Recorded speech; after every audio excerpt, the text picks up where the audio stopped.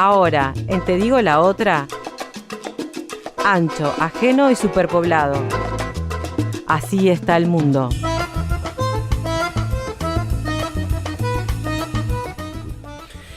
Vamos a estar hablando durante los próximos minutos de las elecciones de mitad de periodo que se desarrollaron el martes pasado, el super martes pasado, en los Estados Unidos. Y para eso no nos tendrán que escuchar solamente a nosotros, porque recibimos a un amigo de la casa que es Federico Irazábal, sociólogo, consultor en comunicación política, en estrategia política, que estuvo siguiendo muy de cerca estas elecciones en los Estados Unidos y que nos va a estar hablando un poco de qué pasó, quién ganó, quién perdió y cómo queda un poco el escenario político hacia las presidenciales de 2020, que ya están a la vuelta de la esquina, ¿no? Casi. ¿Cómo anda, Fede? Bien, ¿cómo están? Muchas gracias por la invitación. No, como gracias siempre, por venir. Y un lujo estar acá, la verdad que... Estamos cada día más lindos. Mirá cómo está, nada, el estudio Vini Radio. No, es un lujo, la verdad que es un lujo. Yo no sé si hay alguna radio en el Uruguay privada que esté más buena que esto. No me pongas en aprietos, pero... Vos lo digo yo que trabajo acá, vos tenés que decir lo mismo. Bueno, yo voy a otras radios privadas, pero te diré que, bueno, que lo que es el equipamiento, la infraestructura... Le compite ahí mano a mano. La calidad periodística. No, mirá que yo he ido acá a Sucucho, a radio privada, acá a Sucucho. No, de verdad que sí. No, de verdad que ojalá, ojalá los oyentes tengan la oportunidad de venir a conocer el estudio y conocer la radio, que la verdad es un lujo. Bueno, me alegro, muchas gracias. Tomamos el elogio. Bueno, Fede, contanos, ¿qué pasó en esas elecciones de mitad de periodo? Bueno, pasó muchas cosas que se esperaba y no pasaron algunas otras cosas que también se esperaban, ¿no? Exactamente. Esto es como todo, ¿no? Cada uno ve la feria según le va y desde acá de Uruguay, uno, por más que haya una distancia de por medio, también desea algunas cosas y tiene su corazoncito que por tratarse a veces de un medio un poco lejano, lo puede hacer un poquito más explícito, ¿no? Claro. Quienes trabajamos en este ámbito tenemos por norma generalmente, bueno, o por lo menos yo la tengo, no todos mis colegas, pero por lo general uno trata de exhibir una objetividad, una neutralidad frente a los problemas, pero bueno, por supuesto, todos tenemos nuestras preferencias, nuestros candidatos que nos caen más simpáticos, nuestros candidatos que nos caen menos simpáticos. En el caso de estas elecciones uno tiene la posibilidad de pronunciarse con un poquito más de libertad y menos restricciones. Pero la verdad que pasaron una cantidad de cosas interesantes.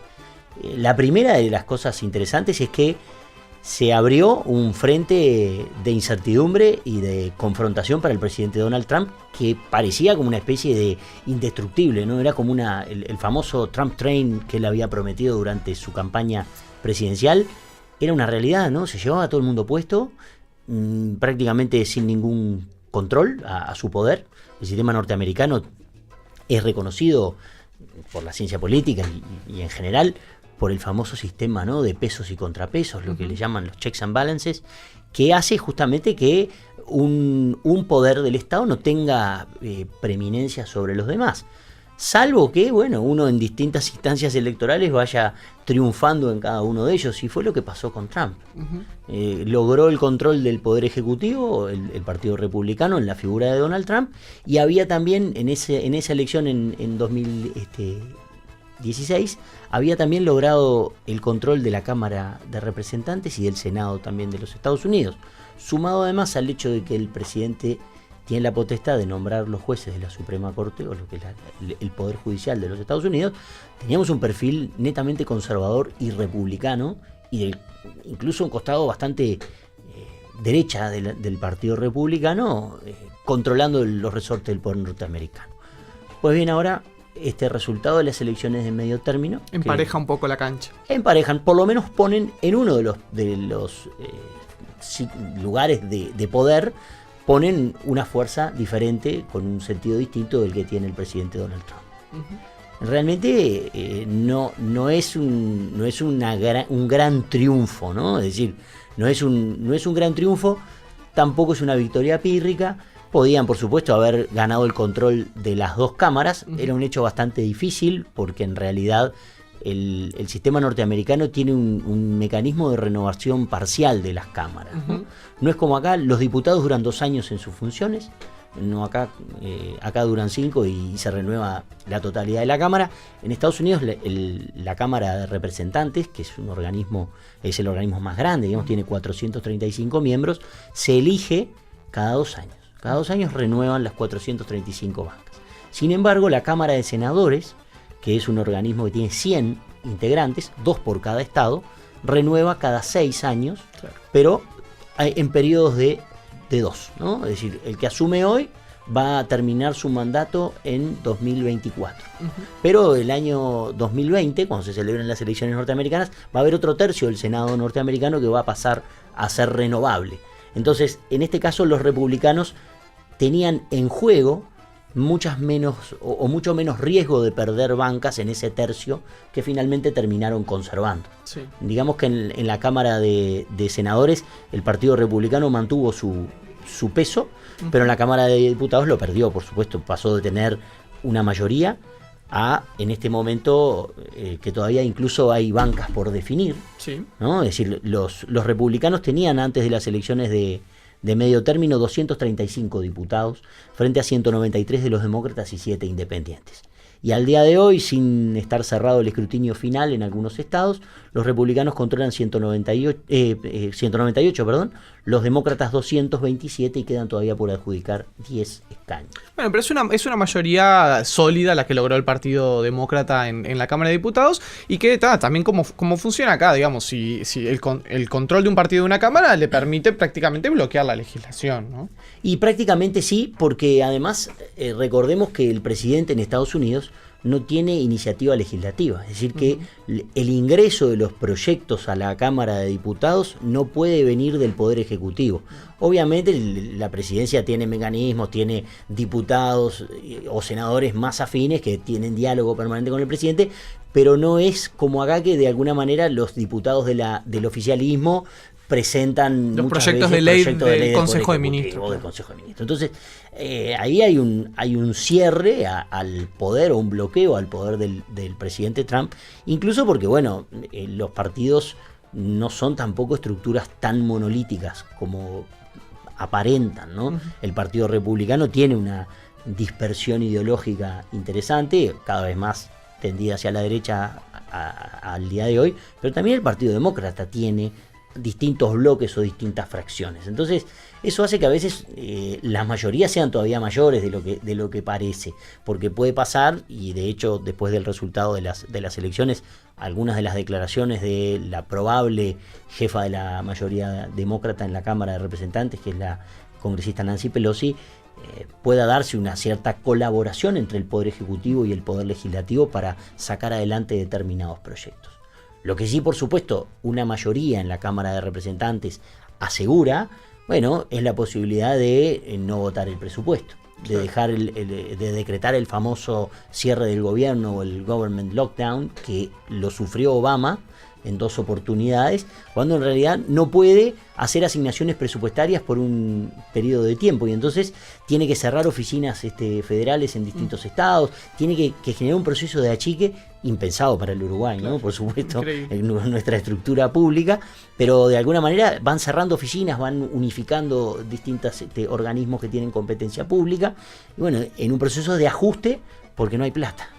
Acá, con una mayoría republicana, eso podría suceder. Otra cosa que podría suceder es el comienzo o el inicio o la apertura de comisiones investigadoras, claro, por algunos asuntos que están colgando sobre la cabeza de Trump y que esta anterior mayoría republicana le tenía retenido, ¿no? Claro, también funciona el juicio político en Estados Unidos, funciona con iniciativa de la Cámara de Representantes, ¿no? Entonces, si para iniciarse cualquier intento de juicio político a Trump, esta mayoría demócrata en diputados es fundamental. Más allá de que en Senado han sido muy difíciles luego de aprobar los juicios políticos, sobre todo que Trump sigue teniendo una mayoría sólida de republicanos en el Senado, más allá de sus relaciones difíciles con buena parte del propio Partido Republicano. Digamos, alcanza con tener la mayoría simple para iniciar el proceso, pero luego se requieren 3/5 para poder de alguna manera juzgar o desplazar, digamos, a un presidente.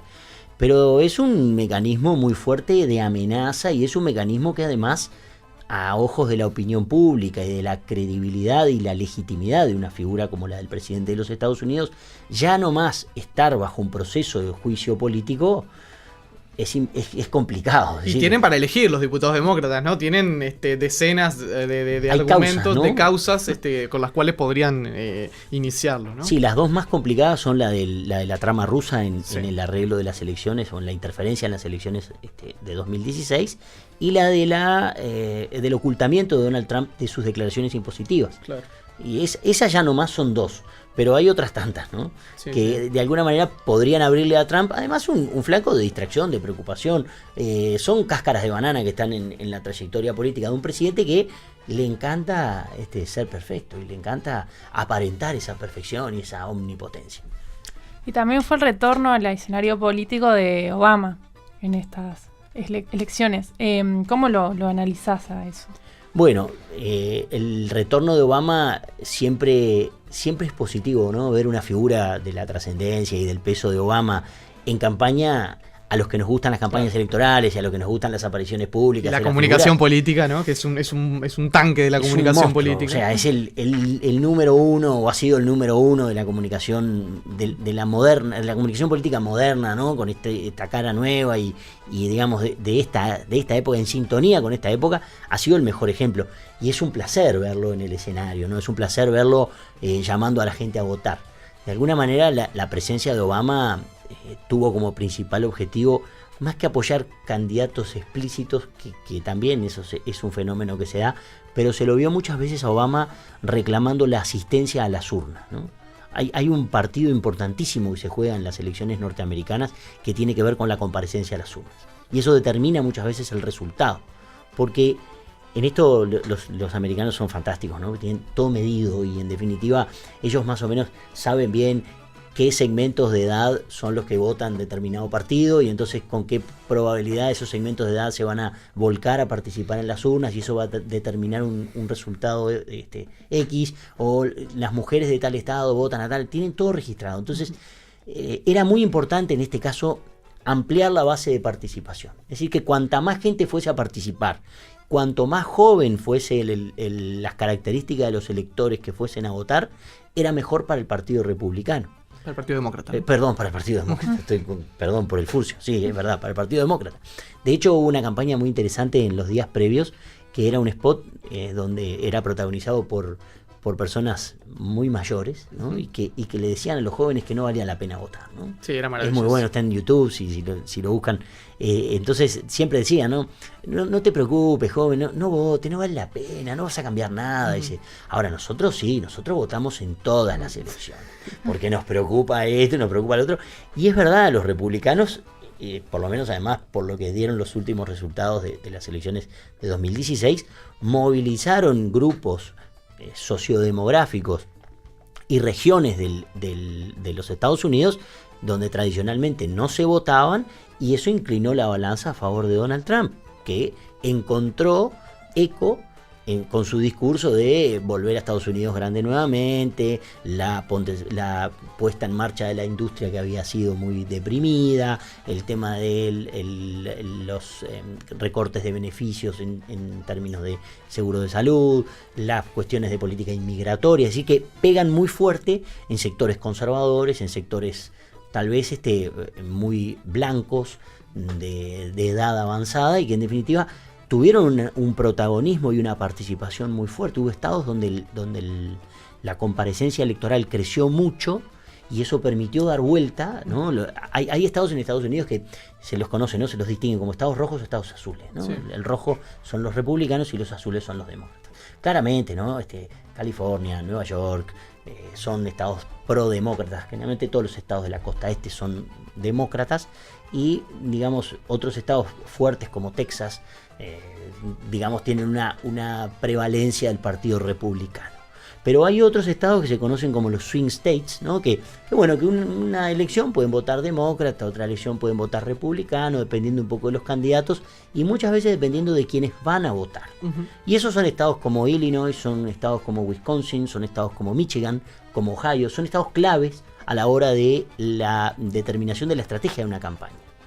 es donde los candidatos sobre el final de la campaña van 3 o 4 veces, ¿no? Donde la gente la atomiza. La masacran. Vivir en Ohio es como... Ohio es uno de los... Te comes un año de publicidad electoral todos los días, gente golpeando tu puerta, llamándote por teléfono. Ohio es probablemente el paradigma del swing state, ¿no? Es decir, bueno, gana uno, gana el otro, y es como que van 3, 4 veces en la campaña, ¿no? Y entonces te viene el expresidente, y te viene el congresista, y te viene el otro fulano, y el otro. Entonces, y bueno, basta, ¿no? Y la gente sigue igualmente a votar. Pero digamos que en estos casos hubo, en las elecciones de 2016, pero también en estas de 2018, estados que dieron vuelta a la pisada, es decir, y otros donde casi se da vuelta a la pisada, no se dio. Como Florida, ¿no? Florida, Texas, donde hubo un crecimiento muy fuerte del voto demócrata, distinto a lo que había sucedido en 2016. Pero eso básicamente es por la participación de grupos sociodemográficos. Yo tengo algunos números de una encuesta que hizo CNN a boca de urna, pero que tiene un nivel de confiabilidad bastante interesante. Y esto implicó un aumento del 12%, por ejemplo, respecto de 2016 en el voto de hombres blancos jóvenes, ¿sí? De jóvenes de entre 18 y 29 años. Digamos, las mujeres votaron más. Claro. Hubo un 10% más de participación femenina con un alto nivel educativo. Hubo también un alto perfil o una mayor participación, alrededor de un 10% también, de personas con un nivel educativo avanzado, un nivel universitario. Y eso de alguna manera, bueno, correlaciona bastante con el voto demócrata. Y explica en buena parte la performance o el crecimiento que tuvo el Partido Demócrata en estas elecciones de medio término. ¿Nos querés contar algo de alguna de las figuras que fueron protagonistas de esta elección y que lograron su banca? Sin duda, esta sí que fue una elección en la que, no digo sobraron porque nunca sobran, ¿no? Siempre es bueno que hayan, pero nos vimos sorprendidos por el surgimiento de muchas figuras, ¿no? Muchos candidatos con características muy particulares. Es decir, esta elección, por ejemplo, o este periodo, esta clase, como le llaman, del Congreso norteamericano, va a ser la que cuente con mayor participación femenina de la historia. Hay más de 100 representantes femeninas en el Congreso de los Estados Unidos. Anda por el entorno del 22% del total, son mujeres. Y hay un desbalance muy fuerte, ¿no? Los republicanos tienen solamente el 4% de mujeres en su plantilla de representantes y de senadores, y el Partido Demócrata tiene un porcentaje del entorno del 20%. Es decir, que 1 de cada 5 es una mujer, mientras que en los demócratas 4 de cada 100 es una mujer. Ahí hay temas para conversar, ¿no? Y que tienen que justamente ver con, o explican en buena forma este resultado. Pero además en Estados Unidos hay un muy fuerte debate, ¿no? Y obviamente bastante apoyado en evidencia empírica de las identity politics, ¿no? Las políticas focalizadas en cuestiones sociodemográficas, ¿no? Entonces hay candidatos que tienen una alta identificación con sectores afroamericanos. Hay candidatos que son candidatos para sectores LGBT, o son candidatos para los latinos. Es decir, hay una alta identificación en ese sentido. Y acá tuvimos varias de los famosos first timers, ¿no? La primera vez. Por ejemplo, bueno, fue la primera vez que hubo o que va a haber 2 mujeres musulmanas en el Congreso de Estados Unidos, ¿no? Ahí hay 2 congresistas, ambas por supuesto demócratas. Una de ellas se llama Ilhan Omar y la otra se llama Rashida Tlaib. Una es por Minnesota, Ilhan Omar es por Minnesota y la otra es por Michigan, y son las primeras representantes de la minoría musulmana. Incluso Ilhan Omar es de ascendencia somalí, y Rashida Tlaib es palestina. Y eso marca muy fuertemente la agenda sobre algunos temas, ¿no? Temas que tienen que ver con la inmigración, pero que además tienen que ver con la inmigración de lugares del planeta muy particulares. Tienen que ver con derechos de minorías religiosas muy fuertes y con representantes de sectores bastante oprimidos en esas minorías. Incluso el mismo presidente Trump fue a uno de los sectores que más atacó, porque primero le cerró las puertas en su discurso, al menos. La apelación al miedo permanente, ¿no? A ese enemigo, a decir, por ejemplo, que en la caravana de migrantes que viene de Honduras hay elementos de Hezbollah y de Al Qaeda infiltrados, ¿no? Hay una permanente apelación al terror y a la caracterización de ese terror en determinados grupos sociodemográficos, ¿no? Es decir, hay identificaciones muy fuertes, ¿no? Con árabes, con individuos provenientes de Medio Oriente, ahora incluso con latinos, ¿no? Resulta que los latinos son violadores, ladrones, criminales, narcotraficantes. Es esa personificación del mal en determinados grupos étnicos.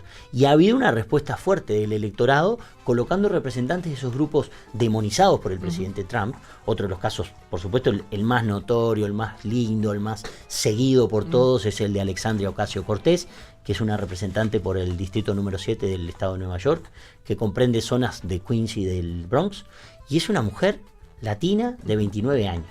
Es la congresista más joven que va a haber hoy en el Capitolio, y es una mujer que hace 1 año y medio estaba sirviendo cerveza atrás de la barra de un bar. Sí. Tenía cero activismo político, cero militancia, y desde la base, y se trilló todo el distrito, hizo una campaña estupenda, combinando lo que ellos llaman el grassroots, ¿no? La estrategia de estar en el terreno militar, terreno, ¿no? La cuestión de la caminata, del tocar la puerta, del seguir al electorado, del mano a mano, y también una presencia muy fuerte en redes sociales. Tiene un carisma superior, tiene una calidad humana impresionante, y se ganó el corazón de los electores de su distrito, que desplazaron a un representante que llevaba, creo que 7 periodos, no recuerdo ahora el nombre del representante del distrito 7, era un demócrata también. Un demócrata, pero además de apellido italiano, creo que llamaba Cuomo es el gobernador, pero digamos, ese mismo, el representante de esa circunscripción, ¿sí? Bueno, fue de alguna manera desplazado por esta debutante, que además ya es como un personaje, ¿no? En estos días hizo una declaración muy, muy fuerte a través de las redes sociales, quejándose por la restricción que todavía existe para los que vienen de fuera del sistema político, ¿no? Y como que la estructura del sistema político norteamericano favorece un establishment, favorece un status quo, y ella se quejaba de una cuestión que, por supuesto, para la mayoría de los congresistas es absolutamente banal y jamás experimentada. Pero ella vive en Estados Unidos en el distrito, es el distrito 14, no el séptimo, en Nueva York. Y ahora se tiene que mudar a Washington, ¿no? A Washington DC, donde obviamente los alquileres no son nada baratos, porque es una ciudad que gira en torno al gobierno y donde hay un negocio inmobiliario muy fuerte y muy caro. Y de aquí a 3 meses, cuando va a asumir su banca, no tiene plata para pagar el alquiler. Es una candidata que además llegó sin apoyo financiero. Es decir, uno de sus caballitos de batalla precisamente fue el no recibir dinero de corporaciones ni de grupos políticos. Es decir, era una campaña a pulmón. Conclusión, se quedó sin un mango. Y ahora tiene que encarar 3 meses de vida en Washington para irse aclimatando y acostumbrando a la dinámica del Parlamento. E hizo prácticamente que una queja vía redes sociales de, bueno, no tengo plata para pagar un alquiler. Y eso es un freno y un impedimento a determinados grupos para la actividad política. Es como una discriminación encubierta, ¿sí? Y quiero dar un par más de perfiles interesantes que hubo. Otro es Ayanna Pressley. Ayanna Pressley es una mujer negra del estado de Massachusetts, que también derrotó a un congresista digamos, establecido en el esquema demócrata. Y realmente una de las cosas más interesantes de Ayanna Pressley fue su discurso de Asunción, ¿no? En su discurso de Asunción ella dijo algo así como que cuando se trata de candidatas negras nadie habla del techo de cristal, lo que describen es un techo de cemento. ¿Y saben qué atraviesa el cemento? Las olas sísmicas, dijo, ¿no? Y ahí, bueno, explotó el auditorio, fue impresionante. Y es otra también de las abanderadas de esta nueva corriente progresista dentro del Partido Demócrata, con Alexandria Ocasio, con Ilhan Omar, con incluso Ayanna Pressley y otras tantas.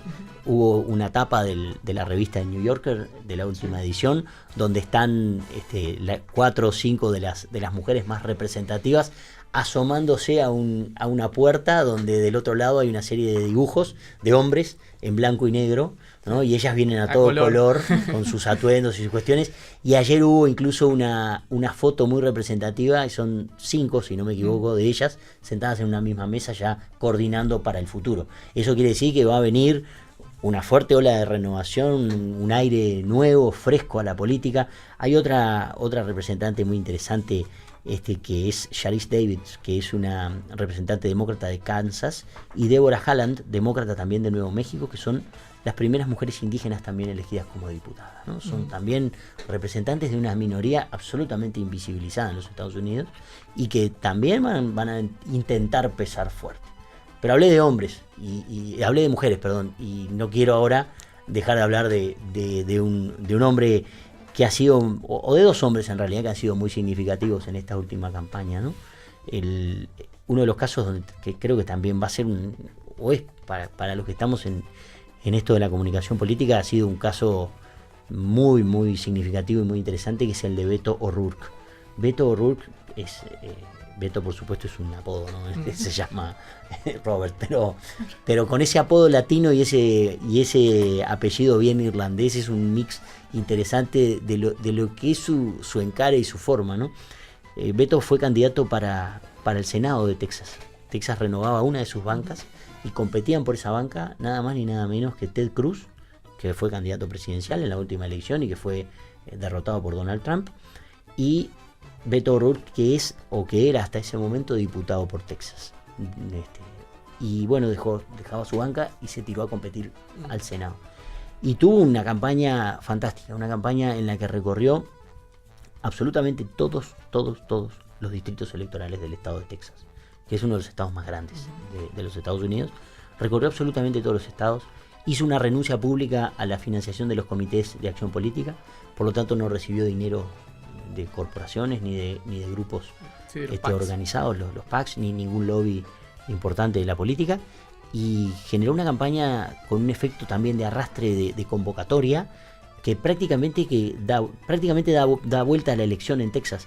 Perdió por menos de 3 puntos contra un individuo que estaba fuertemente afincado, ¿no? Era el incumbent, lo que le llaman, ¿no? El que ya está en ejercicio, y además era un tipo que había sido candidato presidencial por el partido republicano, y que es una figura, es uno de los senadores más reconocidos de los Estados Unidos, y estuvo a muy poco de perder su banca con un individuo que tiene un discurso fantástico de integración. Beto es del Paso, de la ciudad del Paso de Texas, que es lindera con Ciudad Juárez en México, ¿no? Y se da el contraste ese, ¿no? de toda zona fronteriza. La ciudad del Paso en Estados Unidos es una de las 5 ciudades más seguras de los Estados Unidos. Y la ciudad Juárez es probablemente una de las 3 o 4 ciudades más violentas de México. Y del mundo también. Del mundo, ¿no? En América decir Latina. de México es del mundo. Y Beto se movió muy bien entre esos 2 lugares, ¿no? Donde por supuesto había electorado en los 2 lugares.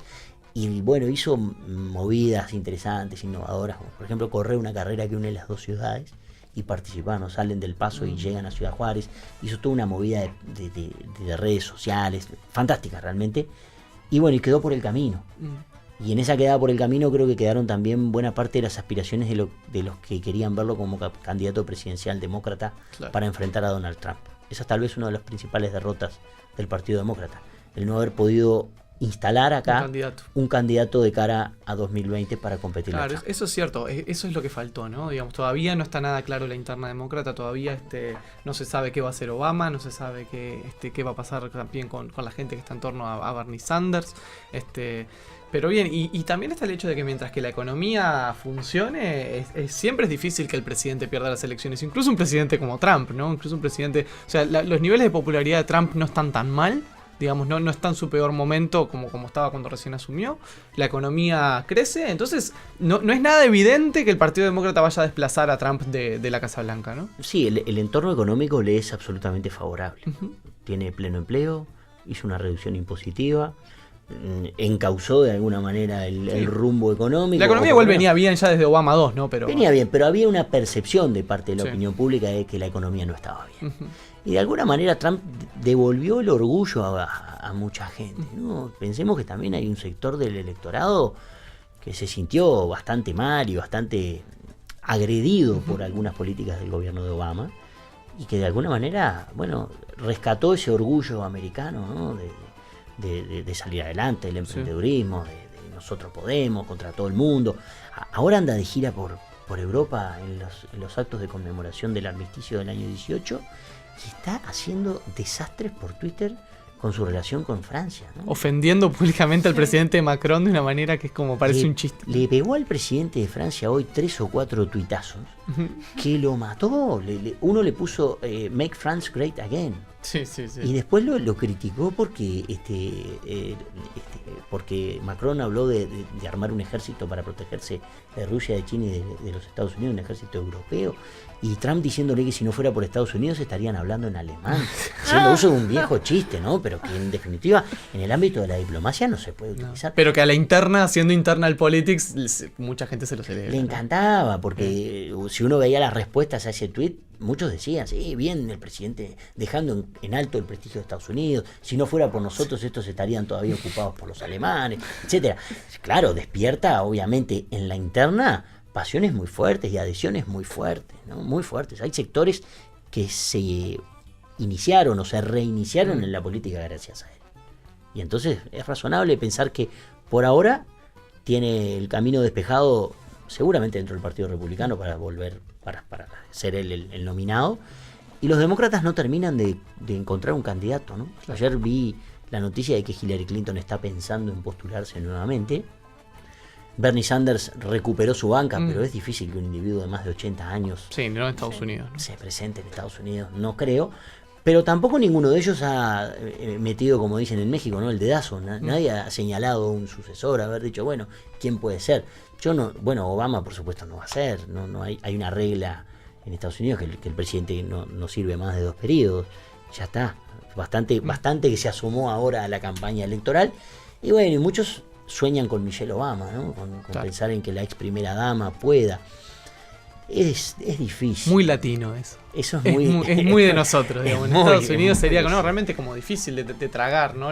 Sí. Una onda matrimonio presidencial. Bueno, tuvimos a Hillary candidata, ¿no? Sí. O probable, candidata demócrata y casi presidenta, con un primer hombre o un primer caballero, como estaban debatiendo cómo podía llamarse al expresidente Clinton, pero ya un poquito más lejos en el tiempo, ¿no?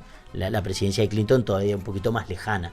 En caso de que Michelle Obama ganara la presidencia, bueno, hay un tiempo muy corto entre una cosa y la otra. Fede Irazábal, consultor en comunicación política, sociólogo, te agradecemos mucho este rato que compartiste acá con nosotros en la radio de la universidad. Muchas gracias, un placer como siempre. Vamos arriba. Te digo la otra en las redes. Búscanos en Facebook y Twitter.